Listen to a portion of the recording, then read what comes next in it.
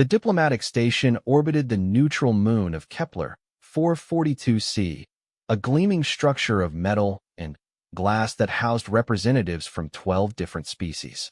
Ambassador Zethkar adjusted his crystalline breathing apparatus as he reviewed the files on the newest arrivals to the Galactic Council. Humans. The word still felt strange in his mind, even after weeks of preparation. The humans had been discovered 3 months ago when their primitive radio signals reached the outer monitoring posts. Most species took centuries to develop faster-than-light communication before making contact. These humans had somehow built crude spacecraft and launched themselves into the void using chemical propulsion. It was both admirable and deeply concerning. Zethkar's assistant, a small insectoid named Vri, scuttled into the chamber. Ambassador, the human delegation has arrived. They request permission to dock. Granted, Zethkar replied, his 4 arms moving in what his species considered a gesture of welcome. And ensure the nutritional analysts have prepared appropriate sustenance. We must not appear inhospitable. The docking bay filled with the hiss of equalizing atmosphere as the human vessel connected. Zethkar had seen the recordings, but witnessing humans in person was different. They walked on only 2 legs, their heads held high on elongated necks. Their skin was pale pink, and strange fur covered only the tops of their heads. Most unsettling were their eyes, forward-facing like a predator, but with an intelligence that seemed to calculate everything around them. Welcome to Station Unity, Zethkar announced through his translator. I am Ambassador Zethkar of the HFY Collective. We are honored by your presence. The lead human stepped forward. She was smaller than the males, but carried herself with obvious authority. I'm Ambassador Sarah Chun, representing Earth and the United Nations. Thank you for this opportunity. The formal ceremonies proceeded without incident. Humans, it seemed, were remarkably adaptable. They showed appropriate respect for other species' customs and asked thoughtful questions about galactic law. Zethkar began to relax. Perhaps the concerning reports had been exaggerated. The trouble began during the welcoming feast.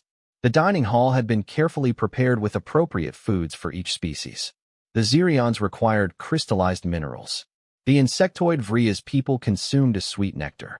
The aquatic depths brought their own water-suspended nutrients. Each delegation had been consulted about their dietary needs weeks in advance. The humans had provided a simple list: proteins, carbohydrates, fats, vitamins, minerals. When pressed for specifics, they had seemed almost confused by the question. We can eat most organic matter, Ambassador Chen had explained. Just avoid anything toxic to carbon-based life forms. The catering staff had prepared what they believed was appropriate: synthesized protein cubes, grain-based carbohydrates, and vitamin supplements. Simple, nutritious, easy to digest. Zethkar watched from the head table as the humans entered the dining hall. They moved with that peculiar grace of bipedal locomotion, their conversations animated and friendly. Everything appeared normal until they saw the food. The change was instantaneous and terrifying. Ambassador Chun stopped mid-conversation, her head turning toward the buffet table. Her pupils, Zethkar noticed with growing alarm, dilated rapidly until they were wide black circles. The other humans exhibited the same response: a sudden stillness, an intense focus, and those expanding pupils. But it was more than that. The humans' entire posture shifted. Their shoulders rolled forward slightly. Their hands, which had been gesturing normally moments before, now hung at their sides with fingers slightly curled. Their breathing became slower, more controlled. Most disturbing of all was the way they looked at the food. Not with the polite interest of diplomatic guests, but with the calculating gaze of something that hunted for a living. By the void, whispered Vri from beside Zethkar. What's happening to them? The humans approached the buffet in a loose formation that seemed casual but struck Zethkar as oddly coordinated. Ambassador Chen reached the table first. She picked up one of the protein cubes, examined it briefly, then bit into it with obvious satisfaction. This is excellent, she announced to the room. Thank you for accommodating our needs. But Zethkar couldn't shake the image of what he had just witnessed. For a moment, the humans had looked like something else entirely. Something that viewed everything around it not as fellow sentients, but as potential prey. The rest of the evening proceeded normally. The humans were charming, intelligent, and diplomatic. They discussed trade agreements, cultural exchanges, and mutual defense treaties. They laughed at jokes and showed genuine interest in other species' histories. Yet Zethkar found himself watching their eyes, waiting for that moment of transformation to return. 3 weeks after the initial contact, Zethkar found himself questioning everything he thought he knew about humans. The official reports painted them as a promising new species, adaptable, intelligent, and peaceful. They had no history of interstellar warfare, their technology was primitive but ingenious, and their diplomatic responses were reasonable. So why did he wake up each night with the image of those dilated pupils burned into his memory? Dr. Yelena Frost, the human xenobiologist assigned to the Cultural Exchange Program, knocked on his office door that morning. She was younger than Ambassador Chun, with bright yellow hair and those unsettling forward-facing eyes. "Ambassador Zethkar," she said, settling into the chair across from his desk. "I wanted to discuss the upcoming joint research expedition to the archaeological site on Terminus 7. Zethkar's 4 hands moved across his datapad, pulling up the expedition details. The site contained ruins from an unknown civilization, possibly predating the current galactic community by millennia. It was exactly the kind of discovery that could benefit from human perspective. "Your people's archaeological methods are quite different from ours," he noted. "You seem to focus heavily on tool usage and resource management." Dr. Frost smiled, and Zethkar caught himself studying her teeth. They were small, white, and surprisingly sharp. Not as pronounced as true predator species, but definitely designed for tearing. "Humans have always been tool users," she explained. "We're not the strongest or fastest species on our planet, so we had to get creative. We learned to use everything around us as a resource." "Everything?" Zethkar asked. "Well, almost everything. We're pretty good at figuring out what's useful and what isn't." That afternoon, Zethkar decided to observe the humans more carefully. He told himself it was simple curiosity, but deep down he knew it was something closer to fear. He started in the station's recreational areas. The humans had quickly adapted to low-gravity games, showing remarkable coordination and spatial awareness. They moved with efficiency, wasting no energy on unnecessary motions. When they played competitive games against other species, they won with disturbing frequency. But it was in the research labs that Zethkar made his most unsettling discovery. Dr. Frost was working with a team of xenobiologists examining samples from various worlds. The other scientists, a methane-breathing Kalari, 2 aquatic depths, and a crystalline Xerian, approached each specimen with careful, methodical analysis. They recorded chemical compositions, noted physical properties, and ran elaborate tests. The humans did all of this too, but they also did something else. Zethkar watched through the observation window as Dr. Frost picked up a sample of unknown organic material. Before running any tests, she held it close to her face. Her nostrils flared slightly as she inhaled. Then, in a motion so quick the other scientists missed it entirely, she touched the sample to her tongue. "Definitely carbon-based," she announced to the team. "Protein structure similar to Earth mollusks. Probably from a high-gravity world based on the density." The other scientists stared at her in amazement. Their tests confirmed her analysis an hour later. "How did you know all that?" asked Sarivin, the lead depth researcher. Dr. Frost looked genuinely confused by the question. "I could smell it. Taste told me the rest." That evening, Zethkar requested a private meeting with Ambassador Chun. They met in his quarters, away from recording devices and official protocols. "Ambassador," he began carefully, "I need to ask you something about your species' evolution." Chun settled into her chair with that fluid motion humans seem to favor. "Of course. What would you like to know?" "Your planet. What was it like when your species developed intelligence?" Chen's expression became thoughtful. "Dangerous. Very dangerous. Earth went through multiple extinction events while we were evolving. Ice ages, volcanic eruptions, asteroid impacts. Most of the megafauna that existed when early humans first appeared is gone now. And your species survived all of this. We adapted. Humans are remarkably good at surviving in hostile environments." Zethkar leaned forward, his crystalline features catching the light. "How?" For the first time since meeting her, Chen hesitated. "We learned to use everything around us. We became very good at finding food, water, shelter. We learned to hunt in groups, to coordinate our efforts. Hunt. The word came out sharper than Zethkar intended. Chin's pupils dilated slightly. That same response he had witnessed at the welcome feast. Yes, humans are persistence hunters, Ambassador. We evolved to chase prey until it collapsed from exhaustion. We can run for hours without stopping. We can track wounded animals across vast distances. We can coordinate complex hunting strategies involving dozens of individuals. The room fell silent. Chin seemed to realize what she had just revealed. Of course, we don't need to hunt anymore, she added quickly. We have agriculture, synthesized foods, sustainable protein sources. Hunting is mostly recreational now. But Zethkar was remembering Dr. Frost's instant analysis of the organic sample. The way all the humans had moved when they saw food. The coordinated way they approached the buffet table. Ambassador Chan, he said slowly. What do humans consider food? The question seemed to surprise her.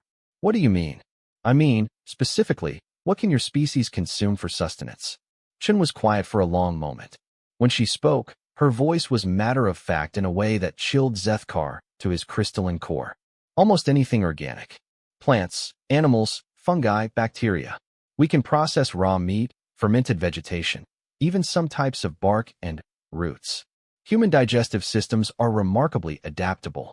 She paused, then added, in survival situations, humans have been known to eat almost anything that won't immediately poison them.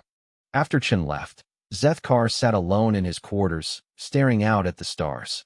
He was beginning to understand why the humans had caught everyone's attention so quickly. They weren't just another intelligent species requesting membership in the galactic community. They were something much more dangerous. The emergency began at 0347 station time. Zethkar was awakened by the shrill alarm that indicated a breach in the station's outer hall. Emergency lighting bathed his quarters in red as he rushed to the command center. The corridors filled with various species moving toward emergency stations, some flying, others swimming through the flooded emergency passages, still others skittering along the walls. Commander Vexoth, a massive reptilian from the Saurian hegemony, was coordinating the response when Zethkar arrived. What's the situation? Zethkar demanded. Asteroid impact on Section 7, Vexoth rumbled.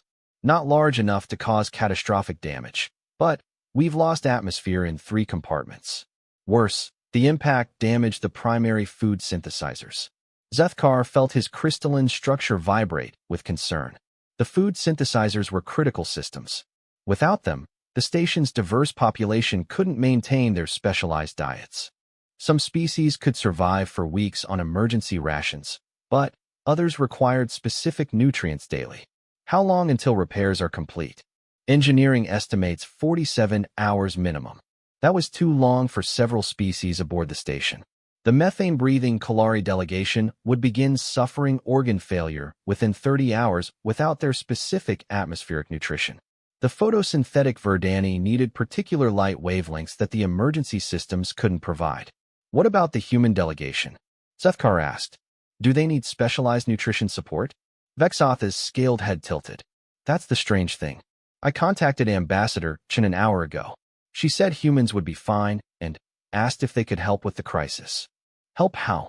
Before Vexoth could answer, Ambassador Chin entered the command center. She wore a simple utility suit and carried what looked like a toolkit. Behind her came Dr. Frost and 2 other humans Zethkar didn't recognize. Ambassador, Chin said without preamble, we need to talk about food. Our emergency rations should be sufficient for your delegation, Zethkar replied. Chin shook her head. Not for us. For everyone else. Your synthesizers are down, your emergency supplies are species-specific, and you've got 12 different types of biology that need feeding. Some of your people are going to start dying soon. The bluntness of her statement shocked the room into silence. Most species approached such dire topics with careful diplomatic language. Humans, apparently, prefer directness. We're aware of the situation, Vexoth rumbled. Engineering teams are working around the clock to restore the synthesizers. What if they can't fix them in time? Dr. Frost asked. Do you have a backup plan? The question hung in the air because, of course, there wasn't one. Galactic civilization had become dependent on technology to solve biological problems. food synthesizers could create any required nutrition from basic molecular components. When they worked, "We might have a solution," Chen said. "But you're not going to like it." She activated a portable display unit. The hologram showed a detailed breakdown of the station's current biological inventory, everything from the algae growing in the hydroponics bay to the bacterial cultures in the research labs. Dr. Frost ran some calculations, Chen continued. "With creative preparation, we can create nutritionally appropriate meals for every species on this station using only what's currently available." Zethkar studied the display with growing horror. The human plan involved harvesting research specimens, processing organic waste materials, and combining substances that were never meant for consumption. "This is impossible," he said. "These materials aren't food." "They are if you prepare them correctly," Dr. Frost replied. Her pupils were dilating again, that predatory focus returning. "Humans have been making food out of unlikely ingredients for thousands of years. We're really good at it." What happened next challenged everything Zethkar thought he knew about civilized behavior. The humans took over the station's emergency kitchen with the efficiency of a military operation. They moved with purpose, each one seeming to know exactly what needed to be done. Chen coordinated like a general directing troops. Dr. Frost analyzed each species' nutritional requirements with frightening precision. They started with the Kolari delegation, whose methane-based metabolism was the most critical. Dr. Frost somehow created a nutritional paste from processed algae and bacterial cultures that mimicked the atmospheric nutrients the Kolari required. It wasn't pretty, but it worked. For the Verdani, who needed specific light frequencies for photosynthesis, the humans rigged emergency lighting systems and supplemented them with nutrient solutions derived from station waste products. But it was watching them work that truly disturbed Zethkar. The humans approached each challenge like they were solving a puzzle, but not in the methodical way most species tackled problems. They moved with the fluid coordination of pack hunters. When one human identified a useful resource, the others immediately understood its application without explanation. They didn't just think about food, they seemed to instinctively understand it at a molecular level. Dr. Frost picked up a sample of Xerian crystal waste and immediately said, "Calcium carbonate base, trace minerals. Process it through acid treatment, neutralize with the algae extract, and it becomes a mineral supplement for the depths delegation." She hadn't run any tests.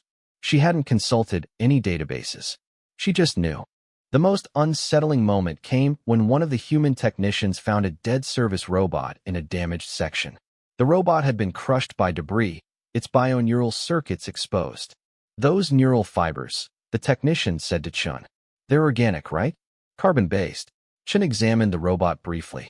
"Good catch. The protein structure should work for the insectoid species if we process it correctly." They were going to turn a dead robot into food. And it worked. Everything worked.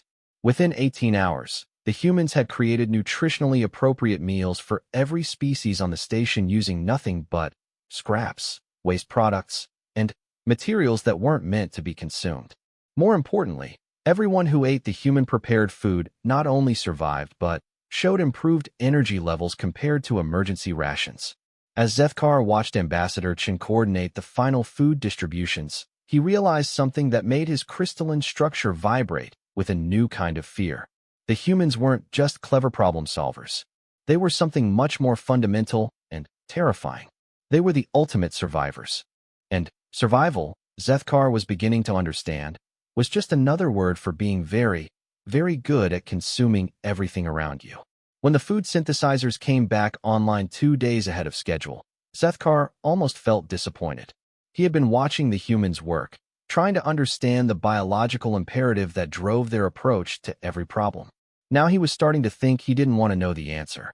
The archaeological expedition to Terminus 7 launched a week after the food crisis ended. Zethkar had initially planned to send only research teams, but the humans' performance during the emergency had convinced the Galactic Council that they deserved full participation in the mission. Now, as he watched the human shuttle dock with the main research vessel, Zethkar wondered if that had been a mistake. The expedition ship Meridian was a marvel of galactic engineering, designed to support multiple species during extended deep space missions. It carried 12 xenoarchaeologists, 6 xenobiologists for geologists, and enough support staff to establish a temporary research base on an unexplored world. Dr.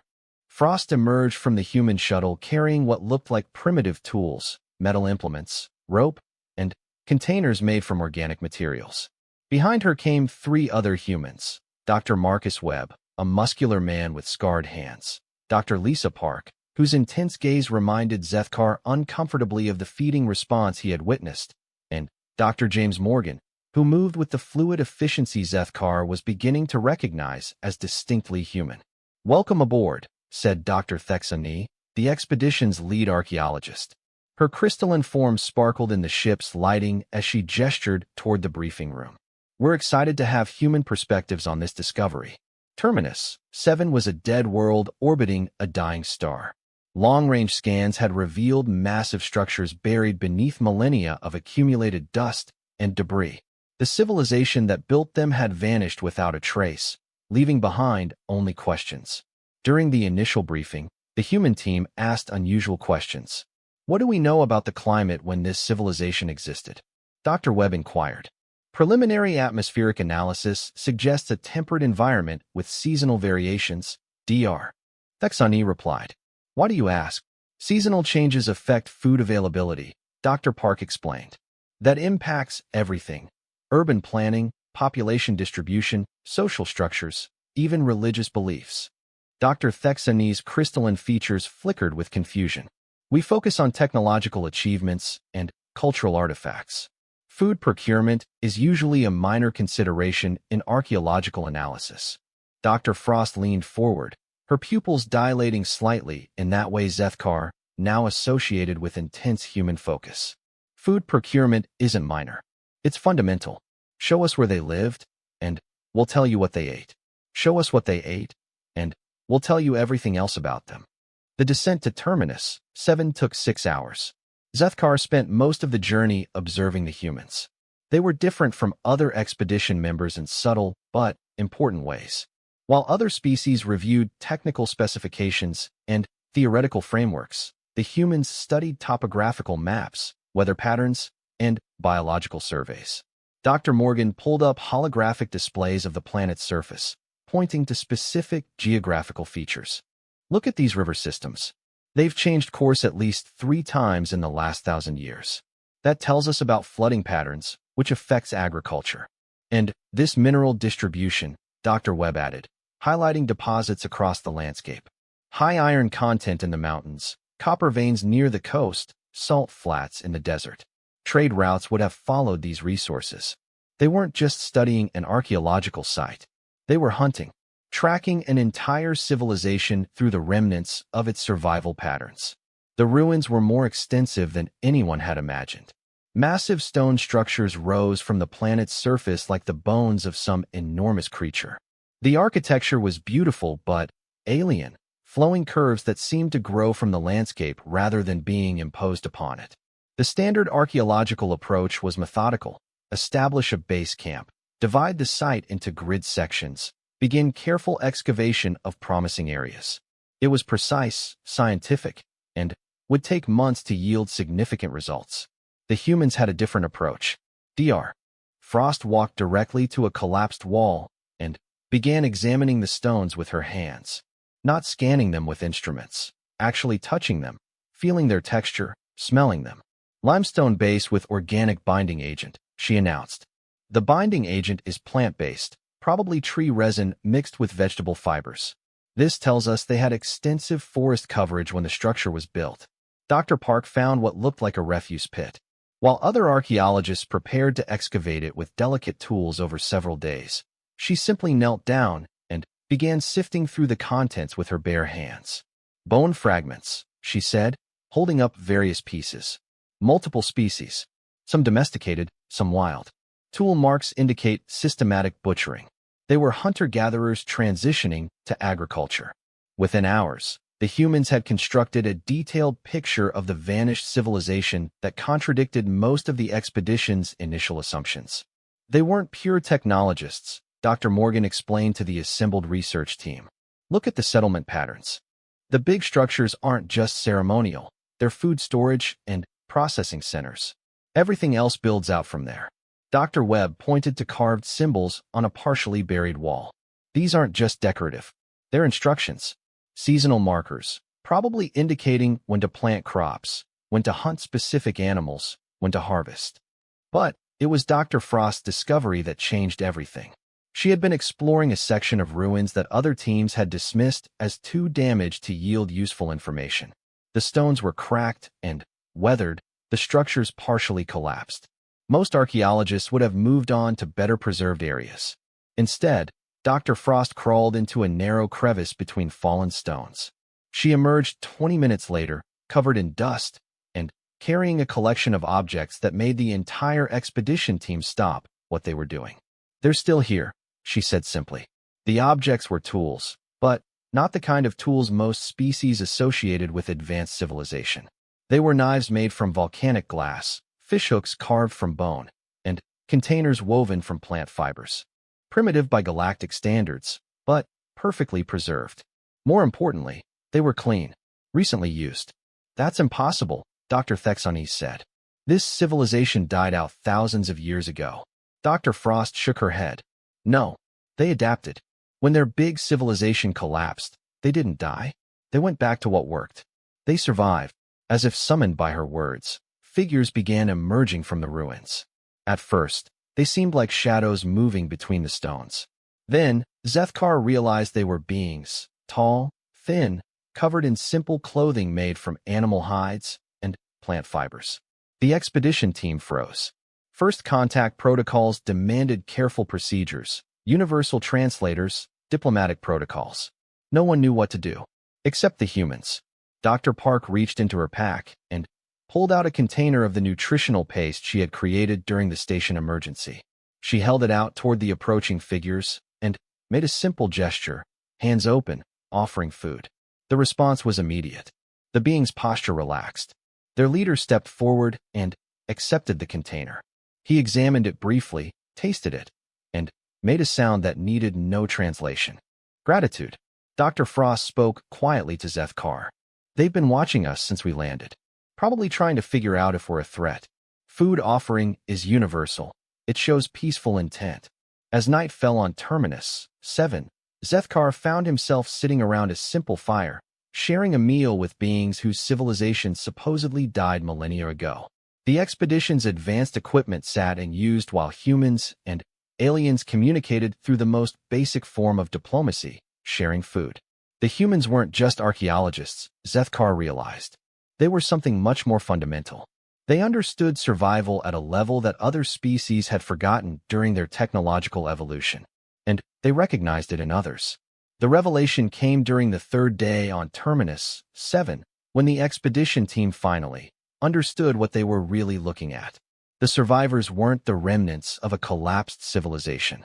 They were the civilization, evolved and adapted across millennia into something that could thrive in conditions that would have destroyed their ancestors. When their massive stone cities became unsustainable, they didn't die out. They transformed into something more resilient.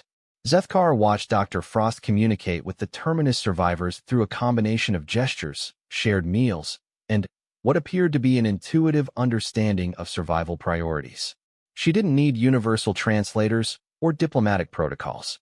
She simply recognized another species that had mastered the art of adaptation.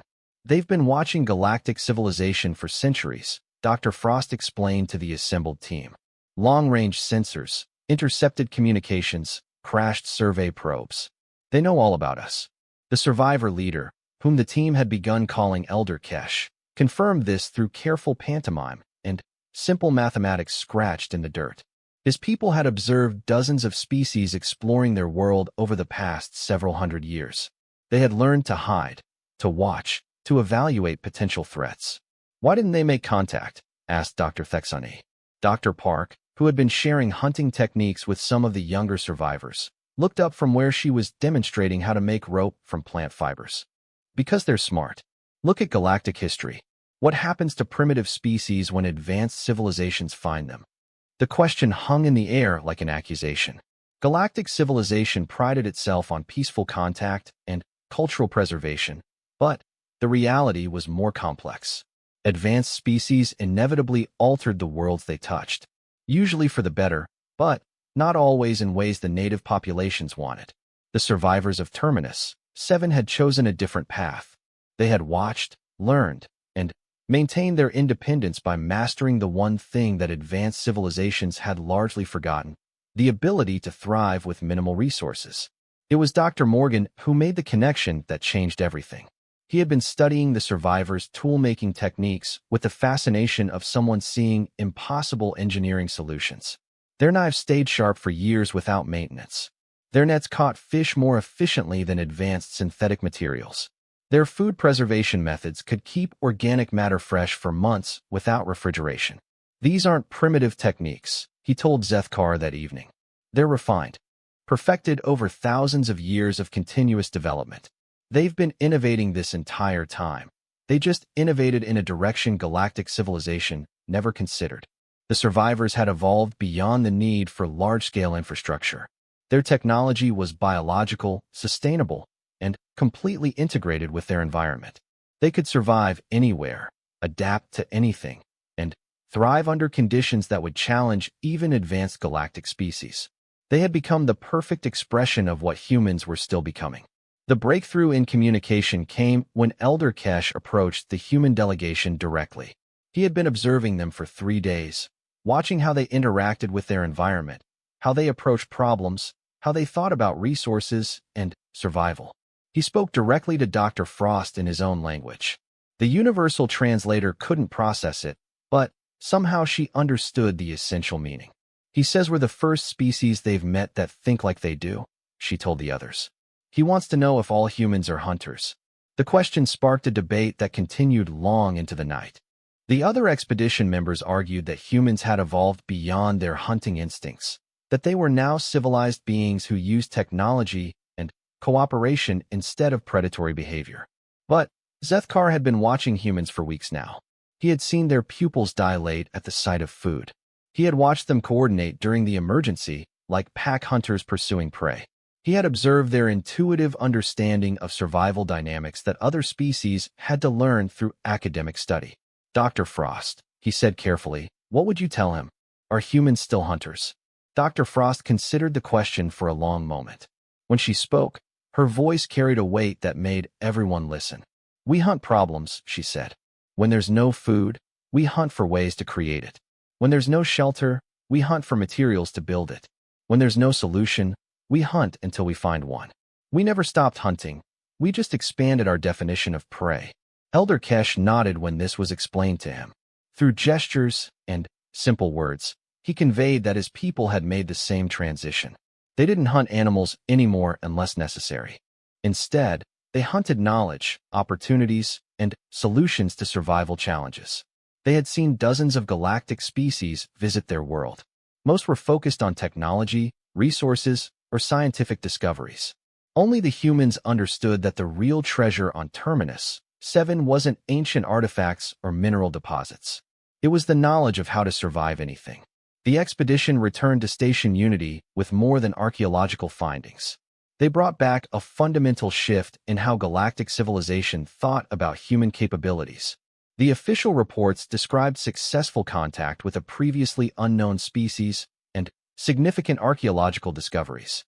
But Zethkar's private report to the Galactic Council contained a different kind of information. He wrote about humans who could turn space station waste into life-saving nutrition, about a species that approached every challenge like a hunting problem to be solved, about beings whose pupils dilated not just at the sight of food, but at the sight of any resource that could be transformed into survival advantage. Most importantly, he wrote about what he had learned from the survivors of Terminus 7, that the ability to adapt and thrive wasn't just useful. In a universe full of unpredictable dangers, it was the most valuable trait any species could possess. 3 months later, when a plague swept through the Kalari homeworld and threatened to destroy their civilization, the Galactic Council's first response wasn't to send medical ships or emergency supplies. They sent the humans. And when reports came back of humans working with Kalari scientists to develop treatments using local plants and minerals that no one else had thought to test, Zethkar wasn't surprised. He had seen what human eyes looked like when they found something they could use for survival. The pupils went wide, the predator instinct engaged, and, suddenly, everything around them became a potential resource for solving the problem at hand. It was, Zethkar had to admit, exactly what the galaxy needed.